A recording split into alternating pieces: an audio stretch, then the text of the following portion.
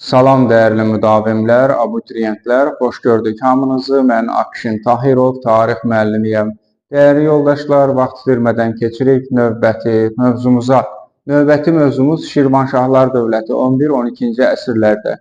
Biz bu dərsdə Kəsranilər sülaləsinin hakimiyyətə gəlməsi və 12-ci əsrə qədərki dövrünü əhatə edən bir video hazırlamışıq. Kəsranilər 1027-1382-ci illərdə hakimiyyətdə olub. 1-ci Mənüçöhrün hakimiyyətə gəlməsi ilə bu sülalə başlayır. 1027-dən 1034-ə kimi 1-ci Mənüçöhr hakimiyyətdə olub.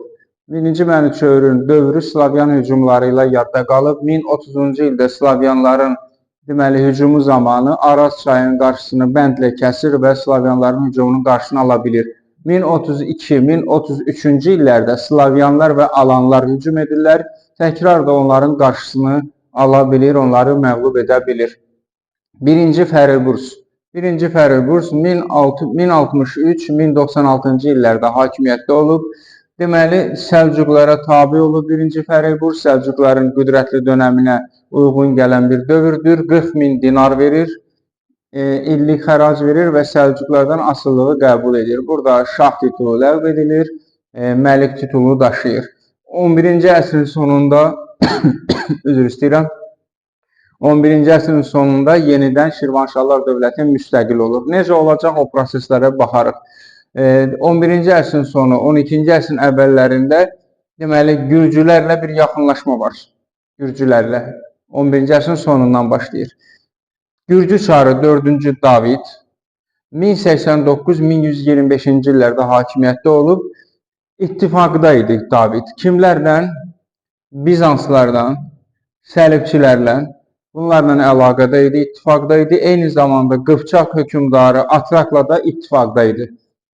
Fikirləri nə idi bunların? Əlbəttə ki, vətənimizi, Azərbaycan torpaqlarını ələ keçirmək. Bunların həmişə fikri belə olub. 1120-ci ildə 4-cü David Şirvana hücum edir, Qəbələni qarət edir. Bu zaman hakimiyyətdə hansı Şirvanşah idi? 1-ci Afridun 1107-1120-ci illərdə. 3-cü Mənüçöhr dönəmi isə Afridundan sonra gəlir, 1120-1160-cı illəri əhatə edir. Ümumiyyətlə, dəyərli yoldaşlar, Kəsranilər dövrü kiçik bir mövzu da olsa çox qarışıqdır. Yəni, bilmirəm onun kitabda tərtibatını elə niyə veriblər, amma çox qarışıqdır. Biraz məsələlərin izahından çox xroniki ardıcıllığa fikir veriblər. O da başa düşmədən, bir hökmdarın fəaliyyətini başa düşmədən digərinə keçir adam, biraz çaşqınlıq yaranır. Ona görə diqqətlə dinləməniz, izləməniz tövsiyə olunur. Deməli, 1-ci Afridundan sonra kim gəlir hakimiyyətə? 3-cü Mənüçöhr 1120-1160. 3-cü Mənüçöhrlə deməli 4-cü Davidin belə deyək, münasibətləri yaxşı idi. Nəyə görə yaxşı idi? Çünki 3-cü Mənüçöhrün həyat yoldaşı Tamar 4-cü Davidin qızı idi. Bu təsir altında, yəni Tamarın da bir tərəfdən təsiri, 4-cü Davidin hegemonluğu o bölgədə 3-cü Mənüçöhrü sövq elədi ki, Səlcuqlu asıllığından çıxsın. Deməli, İraq Səlcuqlunun zəifləməsindən istifadə edən 3-cü Mənüçöhr Gürcü dəstəyini də yanına alaraq Səlcuqlu ittifaqından çıxdı. Gürcülərlə ittifaqı daha da möhkəmləndirdi. Yenə də deyirəm, burada Tamar var. Tamar kimdir? 4-cü Davidin qızıdır. 3-cü Mənüçöhrün yoldaşıdır. 1121-ci ildə Səlcuqlunun zəifləməsi, bilir ki, artıq deməli Səlcuqlunu məğlub eləsəm, bununla da asıllıqdan çıxaram. 4-cü Davidin planı budur. Didqori döyüşündə 1121-ci ildə İraq Səlcuqlu Sultanlığının qoşunları məğlub edilir. 4-cü David deməli Səlcuqları məğlub etdikdən sonra Gürcüstan Səlcuqlu asıllığından tam olaraq çıxır. Artıq Gürcüstan Səlcuqlu asıllığında deyil. Bundan sonra, dəyərli yoldaşlar, deməli Gürcülər Tiflis müsəlman əmirliyini ləğv edirlər və Tiflis Gürcülərin paytaxtı olur. Dəyərli yoldaşlar, artıq İraq Səlcuqlu Sultanlığının həm Azərbaycanda, yəni Şirvanşahlarda, həm Gürcülər üzərində hakimiyyəti sarsılıb və o artıq qoşununu toplayır, hədəf alır Şirvanşahlar dövlətini. 1123-cü ildə Sultan Mahmud yəni İraq Səlcuqlu sultanı Sultan Mahmud Şirvana hücum eləyir. Bu zaman Şirvanşahlar, Gürcülər və Qıpçaqların birləşmiş qüvvələri deməli məğlub eləyir kimi? Məğlub eləyir Sultan Mahmudu. Sultan Mahmud geri çəkilməli olur. Bu geri çəkilmədən istifadə edən 4-cü David 1124-cü ildə yenidən Azərbaycana hücum edir. Şamaxını, Şabranı ələ keçirdir, Buğurt qalasını da tutur.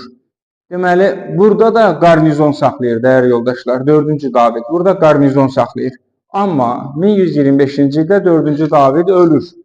Onun ölməsindən sonra Azərbaycan ərazisində olan Gürcü qoşunları Azərbaycan ərazisini tərk eləyir. Yəni, Şirvan ərazisini tərk eləyir. 1125-ci ildə hakimiyyətə 4-cü Davidin oğlu 1-ci Demetri gəlir. Demetrinin hakimiyyətə gəlməsi ilə Şirvanşahlarla deməli, Gürcülər arasındakı qonşuluq münasibəti bərpa olunur və Gürcüstan Azərbaycana olan torpaq iddiasından əl çəkir. Dəyərli yoldaşlar, davam edirik. 1-ci Aksitan gəlir hakimiyyətə. 1-ci Aksitan. İndi deməli 3-cü Mançövrün vəfatından sonra onun həm Aksitan adında oğlu vardı, həm də kiçik oğlu var idi ki, o Tamarın oğluydu. Tamar, yəni 4-cü Davidin qızı istəyirdi ki, kiçik oğlunu Qıpçaqların köməyi ilə hakimiyyətə gətirsin Şirvanşahlarda və nəticədə təsir altında Şirvanşahları ərazisini Gürcüstana birləşdirsin. Bu hilənin, bu siyasətin qabağını kim alır? Eldənizlər dövləti. Eldənizlər dövləti, yəni Atabəylər dövləti 1-ci Aksitanı hakimiyyətə gətirməndə kömək eləyirlər. 1160-1196-cı ildə 1-ci Aksitan hakimiyyətə gəlir və Tamarın, Gürcülərin planı alt-üst olur. Gələn kimi hakimiyyətə Səlcuqlarla münasibəti bərpa edir. Ümumiyyətlə 1-ci Aksitan dostluq əlaqələri qurur 4 dövlətlə. Deməli, kimlərlə dostluq əlaqələri qurur? Səlcuqlularla, Gürcülərlə, Eldənizlərlə, Xarəzmşahlarla dostluq əlaqələri qurur. İstəyir ki, ölkəsini çiçəkləndirsin, inkişaf elətdirsin, əmin-amanlıqda yaşasın xalqı. Üstə gəl, Dərbəndi təmir etdirir, qalalar, qüllələr tikdirir. 1173-cü ildə Gürcüstanla ittifaqdaydı axı. 1173-cü ildə 1-ci Aksitan 3-cü Georgiyə kömək edir. Nədə? Çünki hakimiyyətə qarşı qiyam qalxmışdı Gürcüstanda. O qiyamı yatırmaqda 3-cü Georgiyə köməklik göstərir. Kim? 1-ci Aksitan. 1-ci Aksitan 1175-ci ildə Slavyan donanmasını məğlub eləyir. Hücum eləyən Slavyanları məğlub eləyir. Kimin köməyi ilə? 3-cü Georgi. Gürcü hökmdarı 3-cü Georginin köməyi ilə məğlub eləyir. 1192-ci ildə Şamaxı zəlzələsi baş verir. Şamaxı zəlzələsində 1-ci Aksitan bütün ailə üzvlərini itirir. Paytaxtı Bakıya köçürdür. 1-ci Aksitan və varisləri dönəmində Şirvanşahlar dövlətində siyasi sabitlik hökm sürür. Dəyərli yoldaşlar, 11-12-ci əsr Şirvanşahlar dövləti mövzusu bu qədər. İzləmədə qalın, çalışın, videoları paylaşın, daha çox abituriyentlərimiz, müdavimlərimiz izləsin. Bir-birimizə dəstək olmağa çalışaq. Sağ olun, salamat qalın.